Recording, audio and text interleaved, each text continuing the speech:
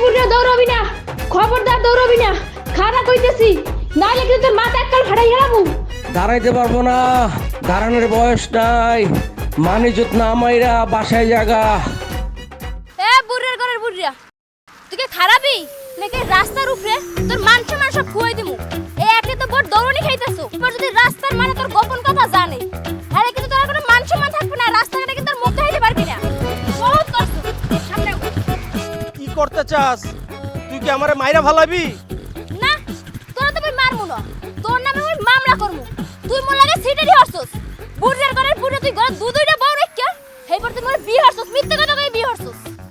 মানলাম আমার বাসায় দুইটা বউ আছে, কিন্তু জলেখা তোরে কিন্তু আমি সত্যি সত্যি ভালোবাসছি।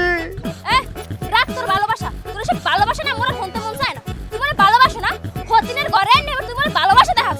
তোর এই ভালোবাসা মোর লাগবে না। তোর যদি আজকে আমি জারু দিয়ে না পিটাইছি, তাহলে মন নামও জলেখা না। এই বছরের পর বছর আর দুই বউয়ের যন্ত্রণায় জীবনে কোনোদিন একটু ভালোবাসা পাই নাই, আদর পাই নাই, সোহাগ পাই নাই। তোরে দেখে মনে করছিলাম জীবনটা আমার একটু ভালো হয়ে যাবো, একটু ভালোবাসা পাবো, আদর সোহাগ পাবো। তুই আমার মারতে চাস? ঝাড়ু দে আমার বিকা, চাপাটি আন, চাপাটি দিয়ে কোবায় কোবায় আমার মায়ের আলা। কাকা আসসালামু আলাইকুম। ওয়ালাইকুম আসসালাম। কই যান? মরতে চাই, যাবি আমার লাগে? এত বড় মায়ের থেকে মরতে যাবেন কে? আল্লাহর পাহালা, এটা তো আমার মাইয়া না, এটা আমার বউ। দেখলি মানুষ মরে দেখে তোর মাইয়ে বাঁচতেছে, আর তুই মোর লাগে এত বড় সিটারি করলি, মোর জীবনটা নষ্ট করে দিলি না। দাঁড়া, আজকে তোর একদিন কি মোর একদিন, তুই খারাপ গোলমালের।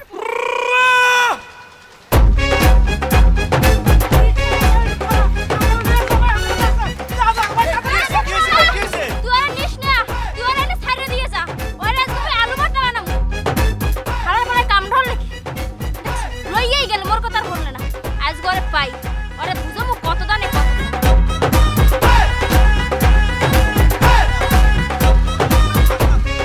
ওই সারা তুই সরে যা। এই আপনার সমস্যা কি? নামেন আপনি, নামেন গাড়ির থেকে। আমি আর যাবো না। যাবি না মানে? যাবি না কেন? যাবো না মানে যাবো না। আপনি কি মানে মূর্খ মনে করছেন নাকি?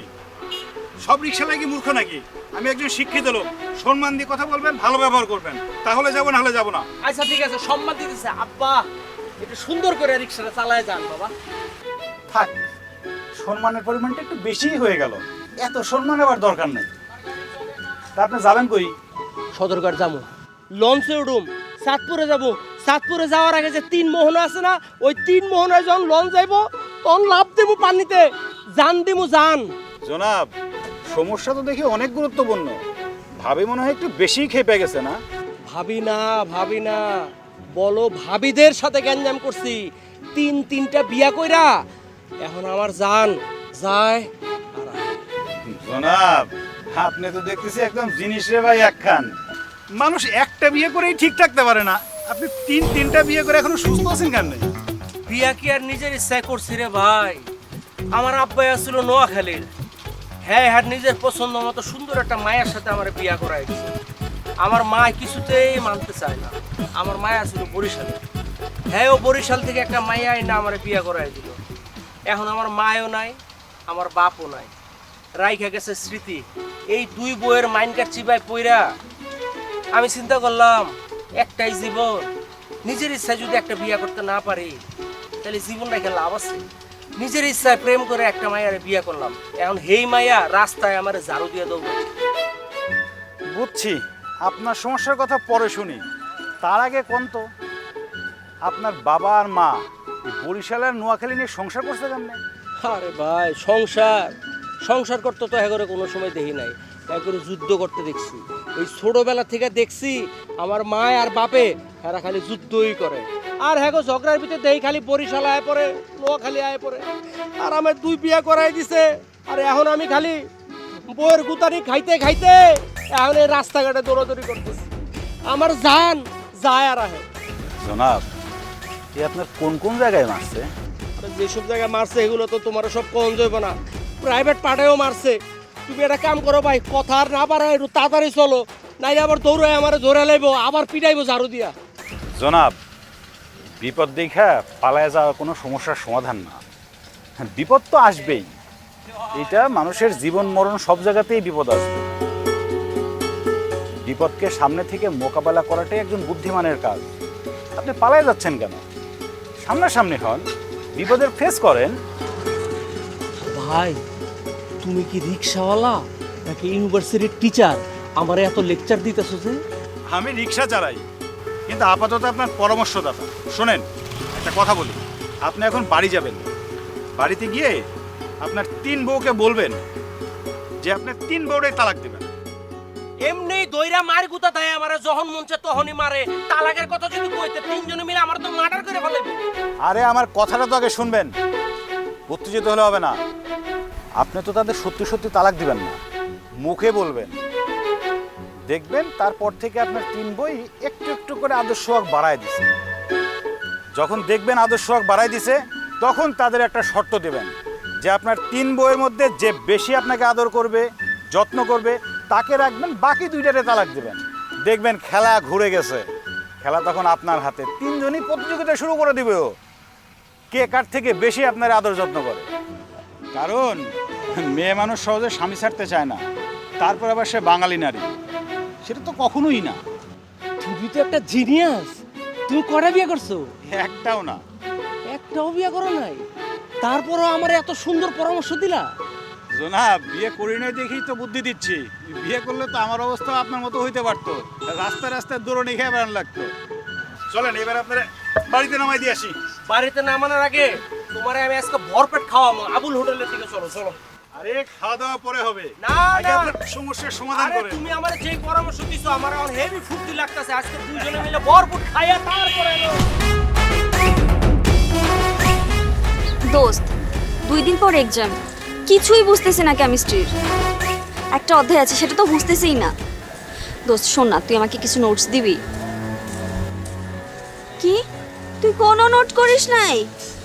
হায় আল্লাহ, এখন কি হবে আমার? আমি কেন যে কেমিস্ট্রি নিয়ে পড়তে গেলাম আল্লাহই জানে। সারা বছর তো সিরিয়াসলি নিইনি, এখন মনে হচ্ছে না পড়ে ভুল করে ফেলেছি। কোনো টিচার তো আমাকে 2 দিনের জন্য পড়াবেও না। কি যে করি আমি, পুরো মাথাটাই নষ্ট হয়ে যাচ্ছে আমার। ম্যাডাম শুনছেন? আরে কি সমস্যা? এই রাখ তো। কি সমস্যা আপনার বলুন তো? কখন থেকে দেখতেছি আপনি আমাকে বিরক্ত করছেন। দেখছেন না আমি ফোনে কথা বলছিলাম? না মানে আপনি যে বিষয়ে কথা বলছেন সেই বিষয়ে কথা বলতে চাচ্ছিলাম। আমি কথা বলছিলাম পড়াশোনার বিষয়ে, তুই এই বিষয় নিয়ে কি কথা বলবি? আপনাকে কেমিস্ট্রি বোঝাবো। তুই আমাকে কেমিস্ট্রি বোঝাবি? থাপড়ায় দাঁত ফেলাই দেবো, বেয়াদব কোথাকার। চালাস তো রিক্সা, আমাকে আসছে কেমিস্ট্রি বোঝাইতে। আরে ম্যাডাম, আপনি রাগ করছেন কেন? আপনার এসব কেমিস্ট্রি আমি সব জানি। আমি আছি পরীক্ষার টেনশন নিয়ে, আর তুই আসছিস আমার সাথে মশকরা করতে। তোরে না আমি জুতা পিটা করবো, দাঁড়া। আরে রাখেন রাখেন রাখেন ম্যাডাম, আপনি তো দেখি সত্যি সত্যি জুতা তুলছেন। সত্যি সত্যি মারবেন নাকি? তাছাড়া কি করব? তোরা রিক্সাওয়ালারা না খুব বেড়ে গেছিস, বুঝতে পারছিস? এমনিতেই 10 টাকার ভাড়া, অনেকদিন ধরেই তোরা 20 টাকা নিতেছিস, তাতেও তোদের হচ্ছে না। আবার আসছিস ভার্সিটি পড়া মেয়েদেরকে নিয়ে, মানে কেমিস্ট্রি শেখাইতে। ভালোর জন্য বলতে গেলাম, আর আপনি আমারে জুতা দিয়ে বিরাইতে চান না? বিশ্বাস নয় আপনি আমার পরীক্ষা নেন। তুই কেমিস্ট্রি পারিস তাই না? বল তো কেমিস্ট্রির বাংলা কি? রসায়ন। কেমিস্ট্রির জনককে বল, যদি না বলতে পারিস ঠিকই কিন্তু জুতার বাড়ি খাবি। অ্যান্টনি লাভেশিয়া। আপনি কি সত্যি সত্যি কেমিস্ট্রি জানেন নাকি? জি ম্যাডাম, আমি সবই জানি। তা আপনি কেমিস্ট্রিতে কোন বিষয়ে অনার্স করছেন? বায়োকেমিস্ট্রি। Good, very good. এখন বলেন কোন কোন অধ্যায়ে আপনার সমস্যা? আপনি বলেন, আমি এখনই সমাধান করে দিচ্ছি। সব সাবজেক্টেই সমস্যা আমার, খুবই কঠিন মনে হয়। আরে ভয় পাওয়ার কিছু নাই, কেমিস্ট্রি খুবই সোজা। এই যেমন ধরেন আমার রিক্সা চালানোর মতো, ভয় পাইলেই ভয়, আর ভয় না পাইলে খুবই সোজা। বেশি পণ্ডিত তাই না? আপনি আমাকে বই ছাড়া কিভাবে বোঝাবেন? হ্যাঁ, আমার ওইসব বইটই লাগে না। শোনেন আমি বলছি, কেমিস্ট্রি হলো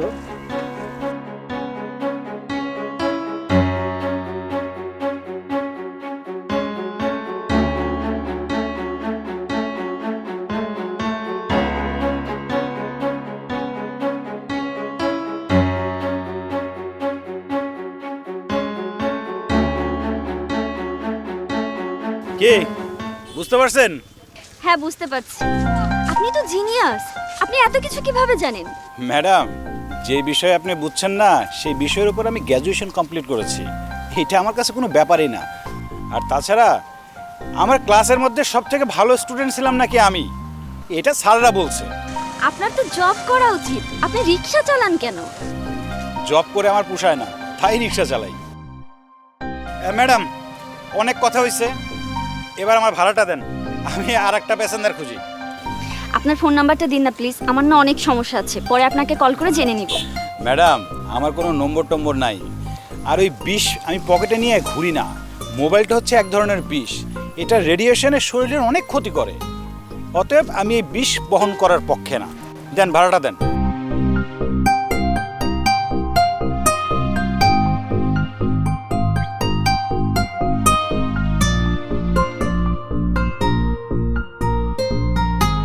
আমার বাসার ঠিকানা নাই ম্যাডাম, এই জমিনের উপরে আর হচ্ছে আসমানের নিচে আমার ঠিকানা। আসি, ভালো থাকবেন।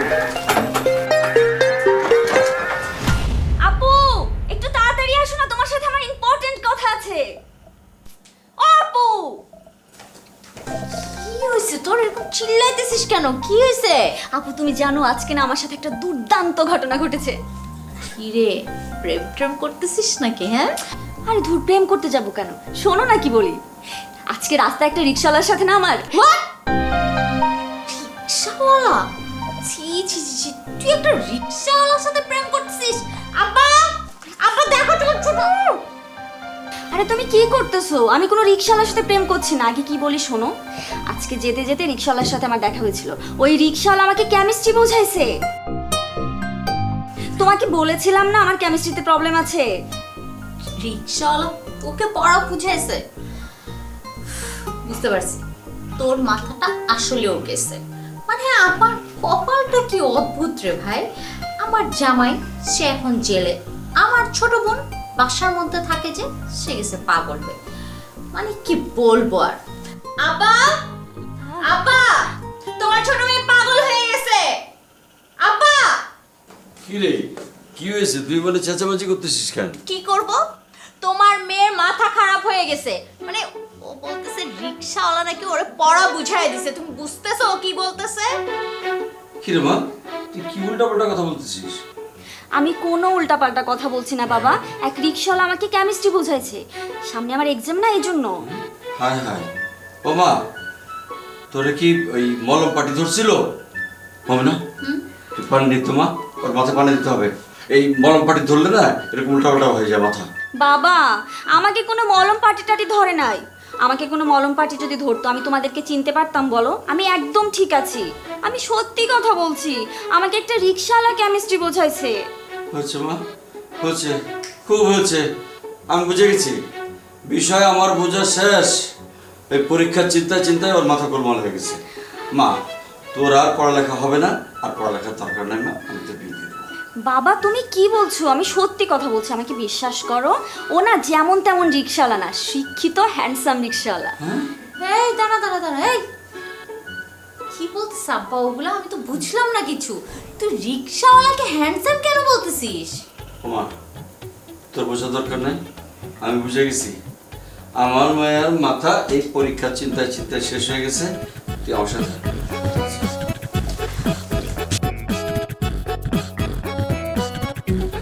আরে বাবা, আমাকে কেউ বিশ্বাস করে না।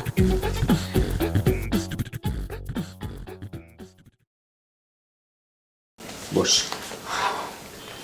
শোন, আমি যা দেখলাম তাতে সামিয়াকে দিয়ে লেখাপড়া হবে না, ওরা অন্য ব্যবস্থা করতে হবে। অন্য ব্যবস্থা মানে? কি ব্যবস্থা করবো আব্বা? অন্য ব্যবস্থা মানে বিয়ের ব্যবস্থা। আমি ওর বিয়ে দিয়ে দেবো। তোমার কি মাথা খারাপ হয়ে গেছে? আমার মনে হয় কি সামনে ওর এক্সাম, পড়াশোনার প্রেসারে ওরকম আবল তাবল কথা বলতেছে, তার জন্য ওর বিয়ে দিয়ে দিতে হবে। কি সব কথা বলতেছ আব্বা? শোন, আমার চেয়ে বেশি বুঝিস না, আমি যেটা ভালো বুঝি সেটাই করব। এখন যদি মেয়েটার বিয়ে দেই, সামনে পরীক্ষা, আমরা বলতে পারবো মানুষকে যে মেয়েটা পরীক্ষা দিবে। আর যদি ফেল করার পরে বিয়ে দিই, তাহলে মানুষকে কি বলবো? মানুষই তো বলবো যে অনার্স ফেল করা মেয়ে। তখন কি ভালো ঘরে বিয়ে দিতে পারবো আমি? তুমি তো বেশি বুঝে আমাকে বিয়ে দিছিলে আব্বা। দেখতেছো না আমার অবস্থা, কি সুন্দর অবস্থা আমার। আমার স্বামী এখন জেলে। তুই আবার কিসের মধ্যে কি টেনে আনতেছিস? তোর বিষয়টা হলো একটা অ্যাক্সিডেন্ট, আর সবার বেলায় তো একই রকম অ্যাক্সিডেন্ট ঘটবে না।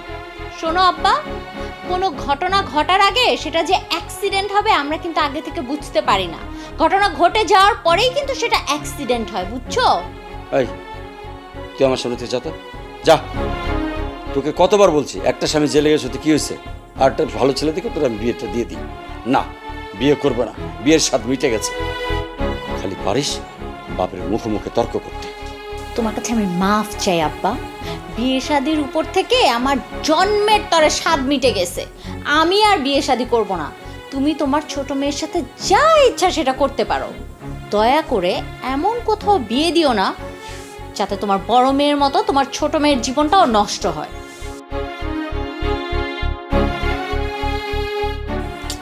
উফ, আল্লাহ তুমি আমাকে শান্তি দাও। মেয়ের বাপ হয়ে যে কি বিপদে পড়ছি। দুইটা মেয়ে দুইটাই আমার মানেও না, আমার কথাও শোনে না।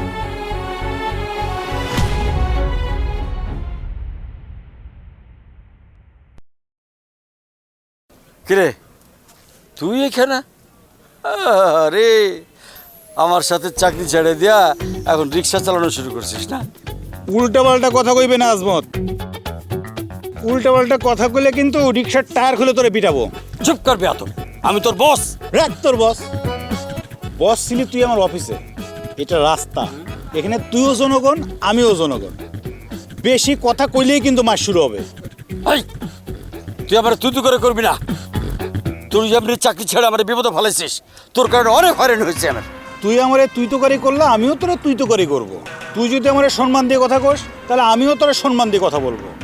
শোন, 25 বছর সৎ থেকে পড়াশোনা করে তোর কাছে চাকরি নিছিলাম, আর তুই আমারে কস ঘুষ খাইতে, তাই না? তুই একটা অসৎ মানুষ, তুই আমার আবার অসৎ হইতে কস, তাই না? না, ঘুষ খাবা না, 25 বছর সৎভাবে লেখাপড়া করে এই রিক্সা চালাইবা। শোন আজমত, তোর কাছে চাকরি করার থেকে আমার এই হালাল উপার্জন অনেক ভালো।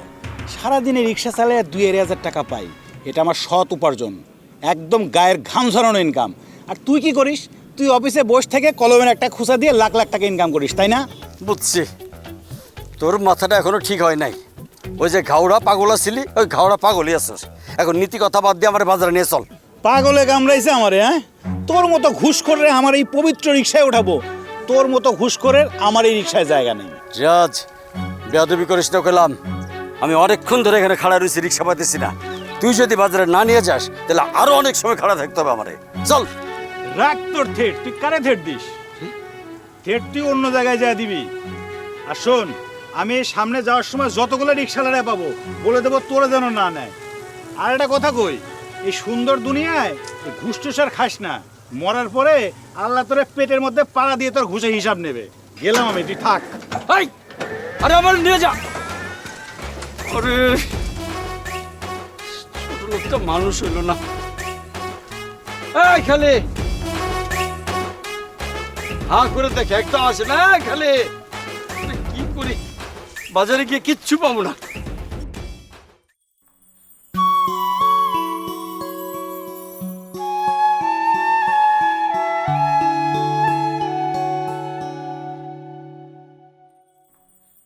এত রিক্সাওয়ালা দেখছি, কিন্তু এই ছেলেটাকে তো দেখতে পাচ্ছি না। আল্লাহ, ছেলেটাকে মিলিয়ে দাও প্লিজ, না হলে আমি পরীক্ষায় ফেল করব।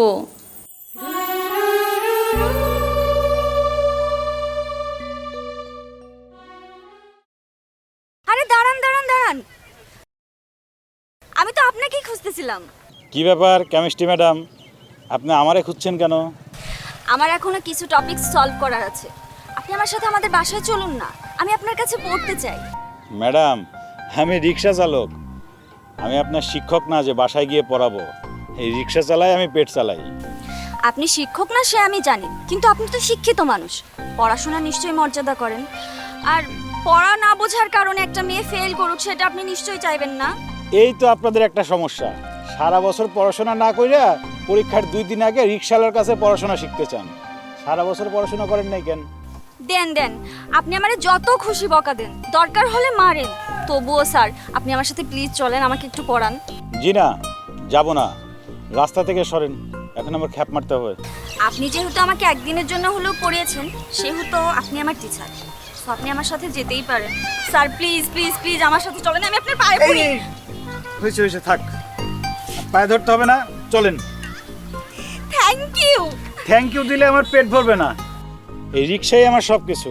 আগে বলেন আপনার বাসায় গিয়ে রিক্সাটা আমি কোথায় রাখবো? আপনি রিক্সা নিয়ে কোনো টেনশন করবেন না, আমাদের গ্যারেজ আছে তো, ওখানে রাখবেন। আমি দারোয়ানকে বলে দিব আমার স্যারের রিক্সা যেন ঠিকঠাক মতো দেখে শুনে রাখে। থাক, আর বলতে হবে না। এই রিক্সাওয়ালারা যদি স্যার বলে পরিচয় করে দেন তাহলে দারোয়ান আপনাকে পাগল মনে করবে। আমার রিক্সা আমি তালা দিয়ে রাখতে পারবো। ওঠেন, চলুন। Thank you. চলেন। আসুন, বসুন আপনি এখানে। আপু, আপু, দেখো কাকে নিয়ে আসছি আমি। কি ব্যাপার, এত চিৎকার করে ডাকতেছিস কেন? কি হয়েছে? তোমাকে বলেছিলাম না এক রিক্সাওয়ালা আমার পড়া বুঝিয়েছে, উনিই সে। তুমি তো আমার কথা বিশ্বাসই করো না, সবাই আমাকে পাগল বলেছিলে। এখন উনি এখানে বসে সবার সামনে আমাকে পড়া বুঝাবে, তাহলে তো তোমার বিশ্বাস হবে না যে আমি মিথ্যে বলিনি। আপনি বসুন না, আমি বই নিয়ে আসি। ঠিক আছে। আরে আর আপনি এখানে বসছেন কেন? সোফায় বসুন। না না, আমি একজন সামান্য রিক্সাওয়ালা, আমি সোফায় বসি কিভাবে? আপনি এখন আমার টিচার, আপনার স্থান এখন অনেক উপরে, নিচে না। আপনি সোফায় বসুন তো, আমি বই নিয়ে আসতেছি। আপু আসতেছেন, কথা বল তোরা। বসো। বলবো? আরে বসো না ভাই। তুমি কি সত্যি সত্যি কেমিস্ট্রি পড়াতে পারো? জি আপা, পারবো। আমি কেমিস্ট্রিতে গ্র্যাজুয়েশন করেছি। বাহ, তাহলে রিক্সা চালাও কেন? সবই কপাল আপা, কপালের জোরে রিক্সা চালাই। উফ, সব রিক্সাওয়ালা বজ্জাত, একটা রিক্সা পাওয়া যায় না। আয় হারামজাদা, তুই এখানে কেন? হ্যাঁ, কিভাবে ঢুকলি তুই আমার বাসায়? এ আপা, এই ঘুষখোর সিটার বাটপার এখানে কি করে? আরে তুমি এইভাবে কথা বলতেছো কেন? উনি আমার আব্বা হয়। উনি আপনার আব্বা? তার মানে এই আপনারা হচ্ছিল ঘুষখোরের মাইয়া। এই বাড়িতে তো আমি থাকবো না, এক মিনিটও না। আমি এই বাড়ির মেয়েরে পড়াবো না, এই বাড়িতে আমি থাকবো না। ঘুষখোরের মেয়েরে আমি পড়াই না। আমি গেলাম। আরে আরে আপনি যাবেন না প্লিজ, আপনি গেলে আমি ফেল করব। এই, কি বলি তুই? ফেল করবি মানে? ও না পড়ো তুই ফেল করবি, এর মানে কি? হ্যাঁ, ও একটা আস্ত বেয়াদব হারামজাদা। এই বাইরে আপ বেয়াদব, বাইরে আপ। দেখছেন, দেখছেন আপনার আব্বার ব্যবহারটা দেখছেন? কি খারাপ ব্যবহার! আমরা রিক্সা চালক বলে কি কোনো আমাদের মান সম্মান নাই? শোনেন, আমি কিন্তু একজন গ্র্যাজুয়েট রিক্সা চালক। বাবা খবরদার বলছি, তুমি ওনাকে আর একটাও বাজে কথা বলবা না। উনি সেই রিকশাওয়ালা যে আমাকে পড়া বুঝিয়েছেন। উনি চলে গেলে কয়দিন পর আমার পরীক্ষা, আমি ফেল করব। আপু, বাবা বাজার নিয়ে আসছে, বাজারগুলো নিয়ে তুমি ভিতরে যাও, সুন্দর করে রান্না করবা। আমার পড়ানো শেষ হলে উনি খেয়ে তারপর যাবেন। এই, এই, এই হারামজাদা আমাকে রিক্সায় নেয়নি, রাস্তার মধ্যে অপমান করেছে। আর আমি খাবার দাবার আমি বয়ে নিয়ে সঙ্গে খাওয়াবো ওই বেয়াদবটাকে? কি বলছিস? আমি ঠিকই বলছি, উনি যদি চলে যায় তাহলে আমিও চলে যাব। এই থাম তো, আমি দেখছি। আব্বা, পড়াশোনার ব্যাপার, এখানে এত বাধা দেওয়ার কিছু নাই। তুমি থামো তো। ভাই, তুমি ওকে পড়াও। চুপ করো, তুমি আমার সাথে ভিতরে চলো, আসো। এই শোনেন, আপনার আব্বা না একটা খুব খারাপ লোক। যাই হোক, বসেন।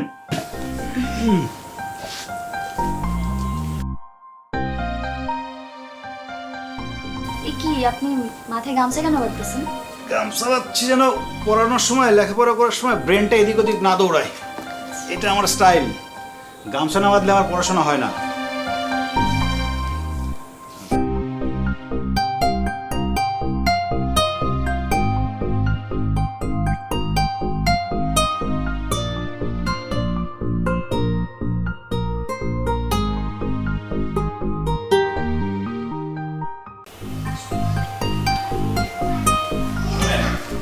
সারাদিনে যা পড়ালাম ভালো করে মন দিয়ে পড়বেন, দেখবেন পরীক্ষায় ভালো করবেন। আচ্ছা ঠিক আছে, আপনি এখন কোথায় যাবেন? আর কোথায় যাব? সারাদিন তো আপনার পড়াইতে পড়াইতেই দিন শেষ হয়ে গেল। এখন যাই রাস্তায়, দেখি দু একটা টিপ পাই কিনা। টিপটুপ মেরে একটা ফ্রেশ গোসল দেবো, তারপরে ধরেন ঘুম। আপনার গ্যারেজ কোথায়? মানে রিক্সা কোথায় রাখেন? আমার তো গ্যারেজ নাই। গ্যারেজ নাই মানে? তাহলে রিক্সা কোথায় রাখেন? আমার তো বাসাও নাই, বাসাও নাই, গ্যারেজও নাই।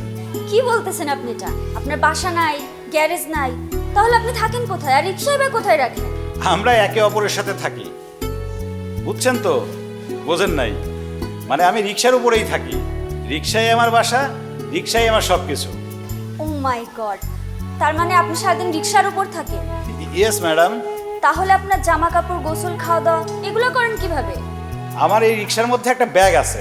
ব্যাগের মধ্যে ধরেন প্রয়োজনীয় যা যা লাগে, 2 সেট জামা, সাবান, পেস্ট, টুথব্রাশ, যা যা দরকার সবই আমার এই সিটের মধ্যে আছে। যখন যেটা লাগে সেটা ইউজ করি। আচ্ছা, বিয়ে শাদী করলে কি তাহলে বউ নিয়ে রিক্সায় থাকবেন? বউ থাকতে পারলে আমাদের তো সমস্যা নাই। মনে করেন রিক্সা হচ্ছে আমাদের বেডরুম, আর পুরা ঢাকা শহরটা হচ্ছে আমাদের ড্রয়িং রুম। আর ডাইনিং রুম কোথায় জানেন? ওই কমলাপুরের ফুটপাতের পাশে যে হোটেলগুলো দেখছেন না, ওই যে সালা দিয়ে ঘেরা থাকে, খুব কম দামে খুব ভালো খাবার পাওয়া যায়, একদম পেট ভরে খাওয়া যায়, ওইটা হচ্ছে আমাদের ডাইনিং রুম। কেমন হবে? খুব ভালো হবে। তা আপনি চাকরি ছাড়লেন কেন? সেটা আর একদিন বলবো, আজ আসি। আপনাকে আবার কোথায় পাবো? পেয়ে যাবেন, ঢাকা শহরটা খুব ছোট্ট জায়গা। কারো যদি কাউকে প্রয়োজন পড়ে, দেখবেন উপরওয়ালা ঠিক মিলাই দিছে। আসি।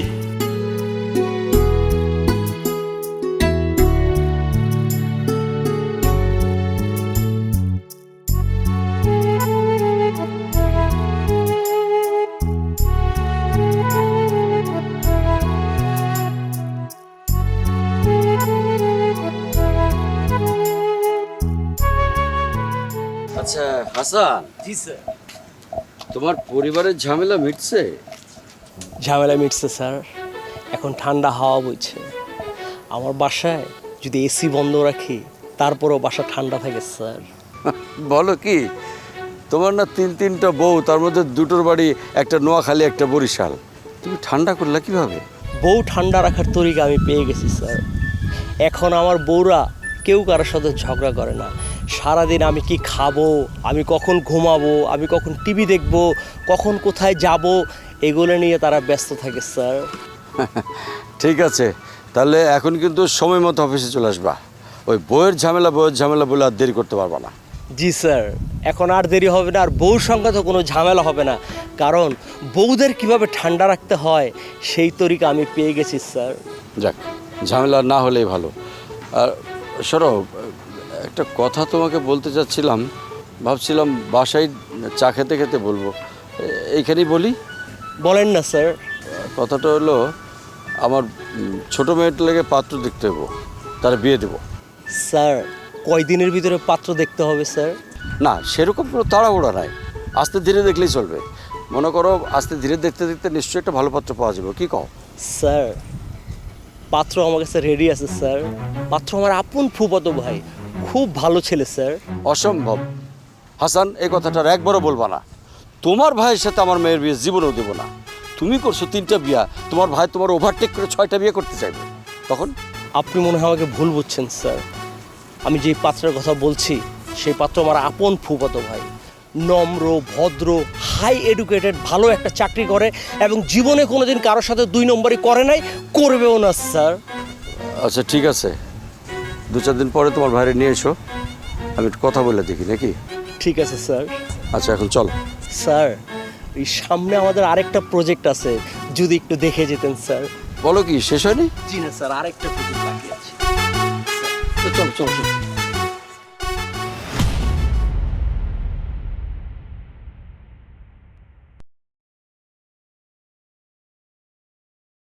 কি ব্যাপার, এরকম সেজে গুজে কই যাচ্ছেন? আপনার কাছেই যাচ্ছিলাম। আমার কাছে যাচ্ছিলেন মানে? আমার তো কোনো ঠিকানা নাই, আমার ঠিকানা তো হলো এই রিক্সা। আমি এই রিক্সার কাছেই যাচ্ছিলাম। কিন্তু এই রিক্সারে পাইবেন কই? রিক্সা তো এক জায়গায় থাকে না, সারা ঢাকা শহর ঘুরে বেড়ায়। এই মনে করেন আজ আফতাবনগর, কাল মহাখালী, তারপরের দিন উত্তরায়, আবার কোনো ক্রমে যাত্রাবাড়িতেও পাইতে পারেন। এখন থেকে এই রিক্সা যেখানে যাবে আমি সেখানেই যাব। এই রিক্সা হবে আমার বেডরুম, আর রাস্তাঘাট হবে ড্রয়িং, আর কমলাপুরের পাশে যে চট দিয়ে ঘেরা হোটেল থাকে না, ওটা হবে আমাদের ডাইনিং রুম। কেমন হবে বলো তো? ও আল্লাহ, এ আপনি তো দেখি আমার টোনে কথা বলেন। আপনার কি হয়েছে, অসুখ টসুখ করছে নাকি? হ্যাঁ, আমার অসুখ করছে। তো অসুখ করলে এইখানে আসছেন কেন? ডাক্তারের কাছে যান, ডাক্তার দেখান। ভালোবাসার অসুখ হয়েছে। এই অসুখ শুধু আপনার ভালোবাসাই ছাড়বে, ডাক্তার দিয়ে কাজ হবে না। শুনুন, আই লাভ ইউ। এই রিক্সা চালাই বলে মস্করা করেন? না না, মস্করা করব কেন, সত্যি বলছি। I love you. আরে রাখেন আই লাভ ইউ। এই আপনি আমার অবস্থা জানেন? আমি রিক্সা চালাই, ফুটপাতে থাকি, ঢাকা শহরে ঘুরে বেড়াই, না আছে বাড়িঘর না আছে থাকার জায়গা। আর আপনি থাকেন তো এসি রুমে, বড়লোক বাবার মেয়ে, নিজের ফ্ল্যাটে থাকেন, এসি রুমে ঘুমান, ডাইনিং রুমে বসে খান। আপনার সাথে আমার যায়? শোনেন, এসব প্রেম ভালোবাসা শুধু নাটক সিনেমাতেই মানায়, বাস্তবে না। এসব নাটক সিনেমা মানুষের জীবনেরই অংশ, মানুষের জীবনে ঘটে বলে এসব নাটক সিনেমাই দেখানো হয়। তাই তো দেখো না, গরিব বড় লোকের প্রেম দেখাই। আমিও চাই আমার জীবনে সিনেমার মতো একটা ঘটনা ঘটুক। তুমি প্লিজ আমাকে ফিরিয়ে দিও না। আপনার বাবাকে এসব মানবে? না মানলে আমরা দুজন মিলে যুদ্ধ করব, চেষ্টা করব মানানোর। তাও যদি না মানে? তাহলে আমরা দুজন মিলে একটা বাসা নিব, তুমি রিক্সা চালাবে আর আমি জব করব, আমাদের সুখের একটা সংসার হবে। আর আমি তো বড় হয়ে গেছি না, আমার ভালোবাসার অধিকার আছে। শোনেন, অভাবে পড়লে ভালোবাসা জানালা দিয়ে পালায় যায়। এসব ভালোবাসা টিকবে না, বাস্তব বড় কঠিন। আমার ভালোবাসা পালাবে না। তোমার যদি বিশ্বাস না হয় তাহলে আমি যে কোনো পরীক্ষা দিতে প্রস্তুত। আমি তোমার জন্য সব কিছু করতে পারি। ঠিক আছে, যদি সব ধরনের পরীক্ষা দিতে প্রস্তুত থাকেন তাহলে একটা পরীক্ষা দেন তো। ওই যে দেখেন বড় রাস্তা, ওই রাস্তা দিয়ে যে গাড়িগুলো যাচ্ছে, গাড়ির সামনে যা দাঁড়ান তো। গাড়ির সামনে গিয়ে দাঁড়ালে আমি তো মারা যাব। এই না বললেন আপনি সব ধরনের পরীক্ষা দিতে প্রস্তুত? এখানে পরীক্ষাটা দেন, বাসা মরে নিয়ে টেনশন করছেন কেন? আচ্ছা ঠিক আছে।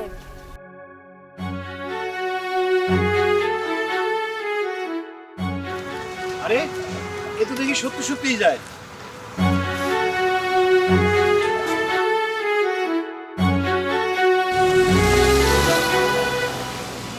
আরে আপনি তো দেখি সত্যি সত্যি মরতে যাচ্ছেন। ভালোবাসার পরীক্ষা যখন মৃত্যু, তখন আর মৃত্যু ছাড়া কি উপায়? আপনি মরলে আমার কি হবে?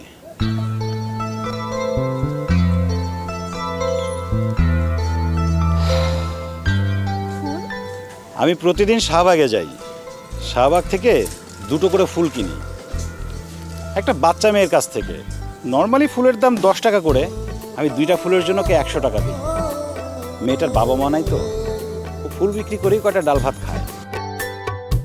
আর একটা ফুল কারণ বাজারে এক অন্ধ মহিলাকে দিই।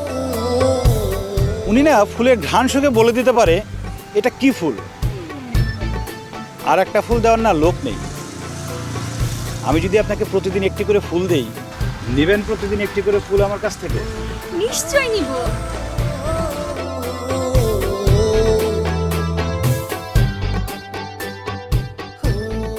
চলেন, আজকে আপনাকে নিয়ে আমি পুরো ঢাকা শহর ঘুরে বেড়াবো। কিন্তু তোমার তো কষ্ট হবে। আরে কিসের কষ্ট? কষ্ট তো হয় অন্য মানুষকে নিয়ে গেলে, নিজের প্রেমিকাকে নিয়ে গেলে কোনো কষ্ট হয়? চলেন।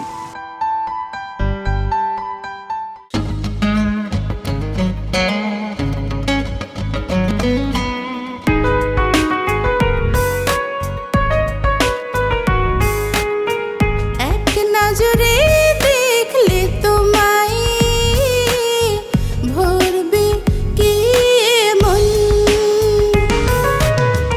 বন্ধু তুমি মনের মাঝে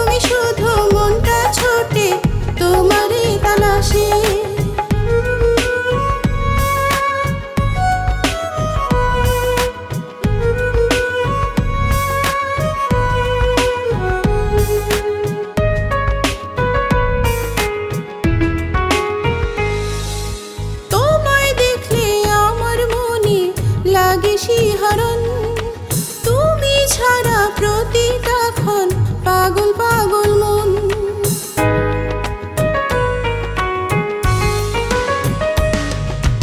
তোমায় দেখলে আমার মনে লাগে শিহরণ তুমি ছাড়া প্রতিটা ক্ষণ পাগল পাগল মন তুমি আমার মনের মাঝে আছো সারাক্ষণ তুমি হিনা শূন্য মরুভূমি ফাঁকা ফাঁকা লাগে তুমি তুমি শুধু মনটা ছোটে তোমারই তালাশে তুমি হিনা শূন্য মরুভূমি ফাঁকা ফাঁকা লাগে তুমি তুমি শুধু মনটা ছোটে তোমারই তালাশে এক নজরে দেখলে তোমায় ভরবে কি মন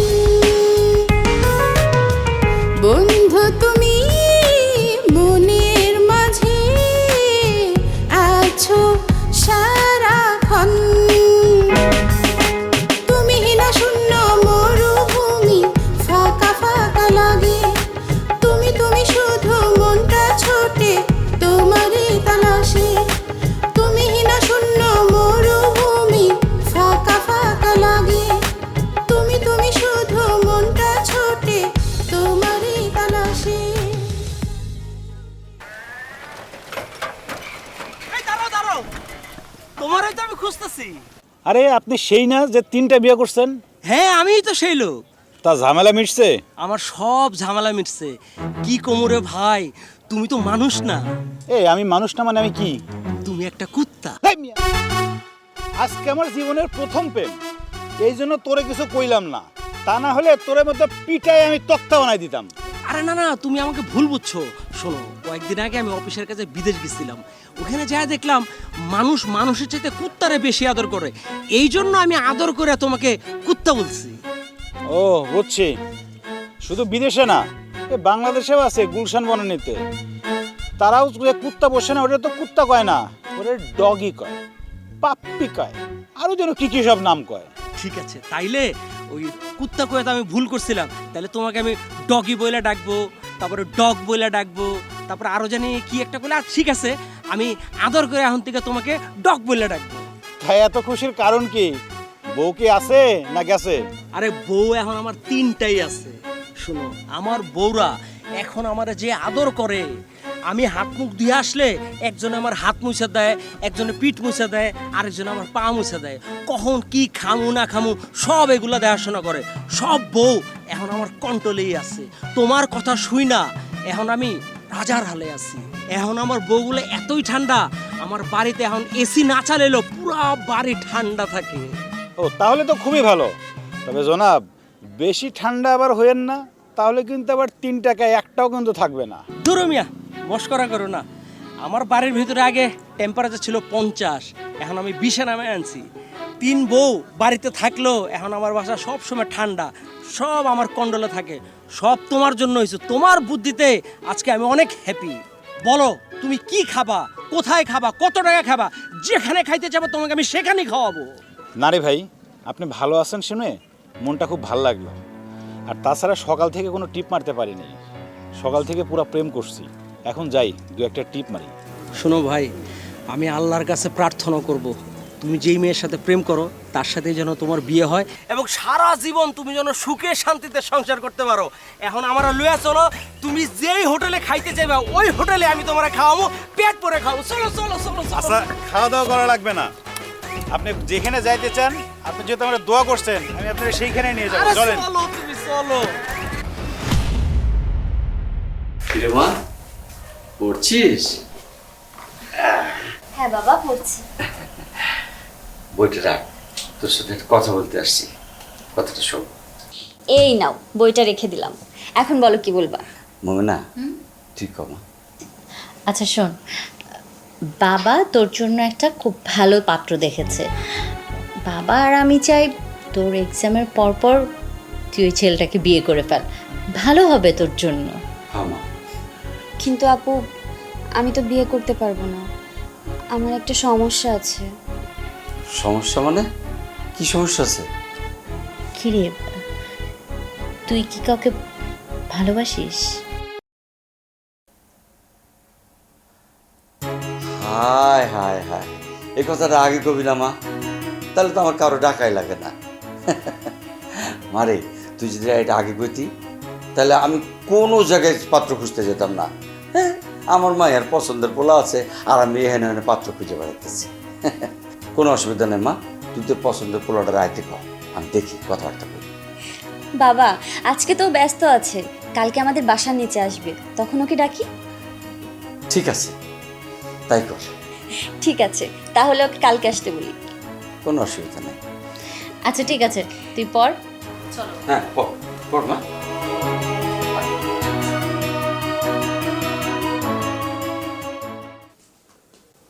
আরে এই তুই আবার আমার বাড়িতে কেন? এই বারবার আমাকে জ্বালাতে আসিস কেন আমার বাড়িতে? যাবে না? বাবা ওই তো আমার বয়ফ্রেন্ড। এই কি বলছিস তুই এসব? হ্যাঁ, ফালতু কথা বলছিস কেন? বাবার সাথে মজা করিস? কোনো সিরিয়াস বিষয়ে আমি মজা পছন্দ করি না। বাবা আমি মজা করতেছি না, সত্যি বলছি, ওই আমার বয়ফ্রেন্ড, আমি ওকেই ভালোবাসি। কি বলছিস তুই? হ্যাঁ, একটা রিক্সাওয়ালাকে তুই ভালোবাসিস? এত নিচে নামছিস তুই? আরে ও তো একটা বেয়াদব। বাবা ও তো শিক্ষিত, পড়াশোনা জানে, দেখতে শুনতেও ভালো, আর তাছাড়া সবাই যা চাকরি করে কামায় ও তার রিক্সা চালিয়েও কামাতে পারে, আর ও সৎ পথে কামায়, এটাই বড় কথা। চুপ থাক। একটা রিক্সাওয়ালার সাথে প্রেম করে আবার বাপের যুক্তি দেখাস? তোর চেয়ে ওই হারামজাদের আমি খুব ভালো করে চিনি। ও একটা শিক্ষিত গাধা। শিক্ষিত গাধা বুঝিস? হ্যাঁ, যে সারা জীবন লেখাপড়া শিখছে, কিন্তু লেখাপড়া শিখে ওই সেই বোঝা বহন করে বেড়াবে আর রিক্সা চালাবে, এর বেশি সে কিছুই করতে পারবে না। আর একটা রিক্সাওয়ালাকে আমার মেয়ের জামাই হিসেবে মেনে নেব? কখনো না। এই রিক্সাওয়ালা ছোট লোক, বাইরে আমার বাড়ি থেকে বাইরে। বাবা তুমি যদি ওকে বাসা থেকে বের করে দাও তাহলে আমিও এই বাসা থেকে বের হয়ে যাব। সামিয়া, তোর বেশি সাহস হয়ে গেছে না? তুই আপ্পার মুখের উপরে এইভাবে কথা বলতেছিস? আর একটা ফকিরের জন্য তুই আমাদেরকে ছেড়ে চলে যাবি?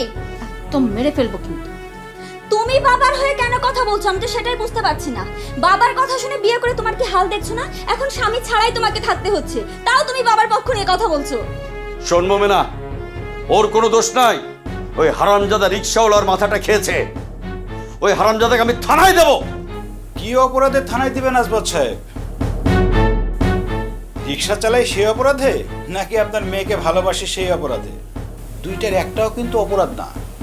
আমাদের দুইজনের বয়সে 18 বছর পার করছে, আমরা কিন্তু সব বুঝি, দুইজনই সাবালক। আর আপনি আমারে থানায় দিবেন কি? আমি চাইলে আপনাকে আমি থানায় দিতে পারি। আপনার সম্বন্ধে কিন্তু কম কিছু আমার জানা নেই, অনেক কিছু জানি। চুপ কর বেয়াদব হারামজাদা। তুই জানি না কি করবি আমার? আমার অনেক টাকা আছে, এই টাকা দিয়ে তোদের মতো ছোট লোকদের প্রেম ভালোবাসা আমি পানিতে ডুবায় মারতে পারি। এত সোজা? শোনেন, দুনিয়া চলে প্রেমের উপরে। প্রেমের কাছে ধনী গরিব রিক্সাওয়ালা বাড়িওয়ালা এগুলা চলে না, চলে কি জানেন? শুধু ভালোবাসা। লেকচার বন্ধ কর তুই, বাইরে আমার বাড়ি থেকে যা বাইরে। আমার বাড়ির আশেপাশে জন্য কোনোদিন তোর রান্না দেখি, আমার মেয়ের দিকে চোখ তুলে তাকাবি না। আমি আমার পছন্দ মতো ছেলের সাথে ওই মেয়ের বিয়ে দেবো।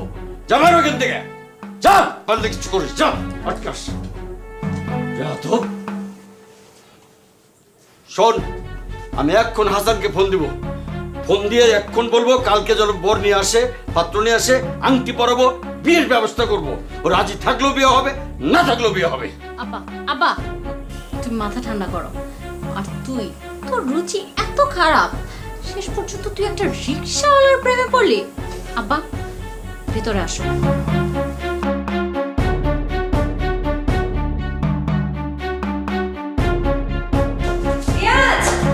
শোনো আমার কথা শোনো, আমাকে সঙ্গে নিয়ে চলো, আমি তোমার সাথে যেতে চাই। আমি জানি তুমি আমার সাথে যেতে চাও, তুমি আমাকে অনেক ভালোবাসো, আমিও তোমাকে অনেক ভালোবাসি। আমি তোমাকে সাথে নিয়ে যাব, কিন্তু এইভাবে না। আমি বাপের বেটা, তোমার বাবা আমাকে তোমাকে আমার হাতে তুলে দেবে, সেই দিন আমি তোমাকে নিয়ে যাব। আমি কথা বলছি, শোনো, কালকে যখন পাত্রপক্ষ তোমাকে দেখতে আসবে তখন আমি থাকবো, তুমি চিন্তা করো না। শোনো,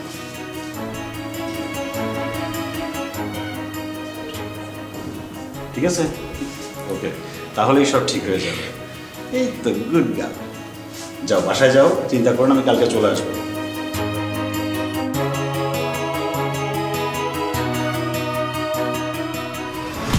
স্যার, আমার ফুফাতো ভাই বলে বলছি না, ও যেমন নম্র তেমন ভদ্র, এরকম একটা ছেলে আপনার লাখে একটাও পাবেন না। জীবনে কোনো দিন কোনো মেয়ের দিকে তাকায় নাই। হাসান, আমার মেয়েও কিন্তু খুব ভালো। আমার মেয়েদের সম্পর্কে তো তুমি জানোই। আব্বা, হুম। ছেলের আর কোনো গার্ডিয়ান আসলো না যে? আসবে আসবে, আগে ছেলে মেয়েকে দেখুক, মেয়ে ছেলেকে দেখুক, দুজনের পছন্দ হইলে তখন গার্ডিয়ান আসবে। কি ব্যাপার, তুমি এখানে আসছো কেন? এই ছোট লোকের বাচ্চা রিক্সাওয়ালা, তুই এখানে আসছিস কেন? বেরো! স্যার, ও রিক্সাওয়ালা হলেও ও মানুষ হিসেবে খুবই ভালো, খুবই অনেস্ট স্যার, এবং স্মার্ট। ভালো ঠেলাতে আমার সর্বনাশ করে ফেলাইতেছে। এই তুই বাইরো, বাইরো আমার বাড়ি থেকে। স্যার, ও আপনার কি সর্বনাশ করেছে স্যার? ওকে তো আমি খুব ভালো ছেলে হিসেবে চিনি। আমি বলছি কি করেছি। আমি আপনাকে বলছিলাম না আমার সাথে একজনের প্রেম আছে। হ্যাঁ, ওনার ছোট মেয়ের সাথে আমার প্রেম আছে। আমি ওনার মেয়েকে ভালোবাসছি, এটাই আমার অপরাধ। তাহলে তো তুমি স্যারের সর্বনাশ ঠিকই করেছো। স্যারের মেয়ের সাথে কি তোমার যায়? তুমি হলে একটা রিক্সাওয়ালা, তুমি একটা রিক্সাওয়ালার সাথে প্রেম করবা, রিক্সাওয়ালারে বিয়ে করবা, স্যারের মেয়ের সাথে তোমার কেমনে? কি হলো? দাঁড়িয়ে আছিস কেন? বাইরো, বাইরো করতেছি। বাবা, ও এখানে শুধু 5 মিনিট থাকবে, ততক্ষণ আমি তোমাদের সাথে কিছুক্ষণ কথা বলবো। এরপর তোমাকে ওকে বের করা লাগবে না, আমি নিজে ওকে বের করে দেবো। শুধু 5টা মিনিট সহ্য করো প্লিজ, প্লিজ 5টা মিনিট প্লিজ। আব্বা, 5 মিনিটের তো ব্যাপার, শোনো না ও কি বলে। তুমি বসো।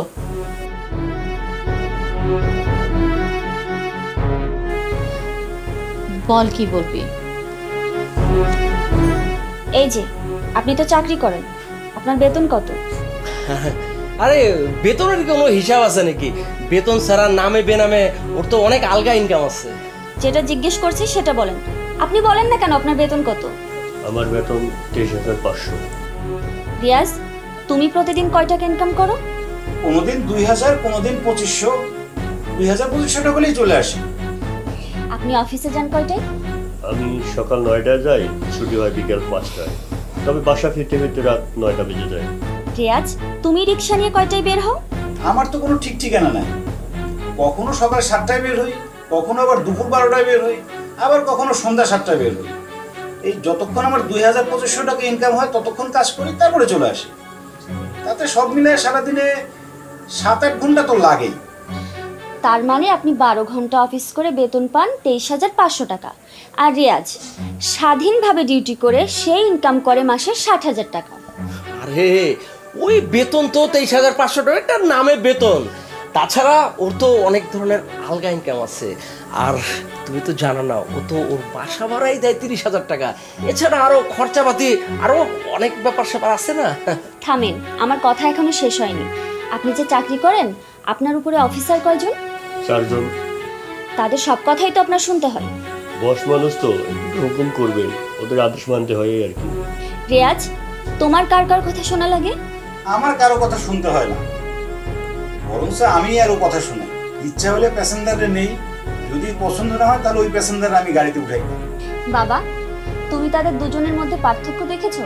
তারা কিন্তু দুজনেই শিক্ষিত। রিয়াজ ইনকাম করে সৎ পথে এবং সেটা স্বাধীনতার সাথে, আর উনি ইনকাম করে চাকরির নামে পরাধীনতার সাথে, অসৎ পথে। এসব করে ঢাকা শহরে গাড়ি বাড়ি করেছে। আর রিয়াজ, দেখো না ওকে, ও সৎ পথে ইনকাম করে। আজও রিক্সা চালাই, কালো সিএনজি কিনবে, তারপর প্রাইভেট কার কিনবে, তারপরও একদিন হয়তো বড় ব্যবসায়ী হয়ে যাবে। পুরোপুরি সৎ পথে, ঘুষ না খেয়ে।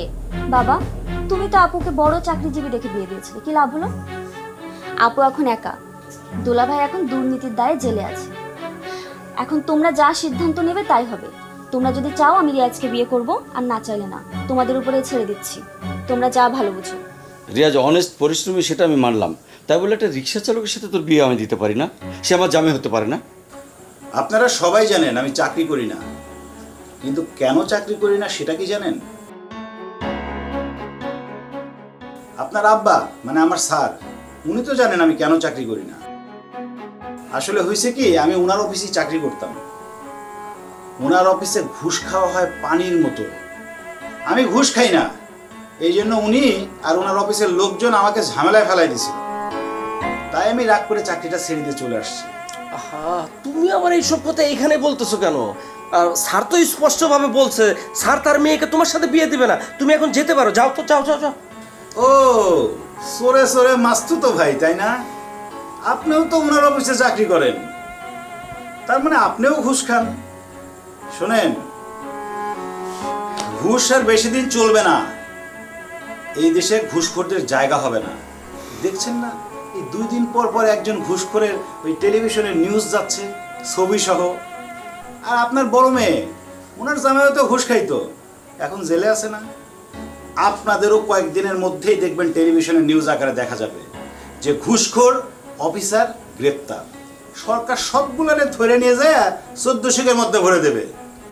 এই, আমাদেরকে নিয়ে তো চিন্তা করতে হবে না, তুই যা এখান থেকে যা।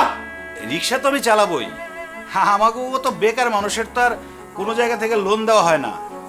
তবে একটা কথা বলে রাখি, আমি আমার শরীরের ঘাম ঝরায় আমি আমার অবস্থার পরিবর্তন করব।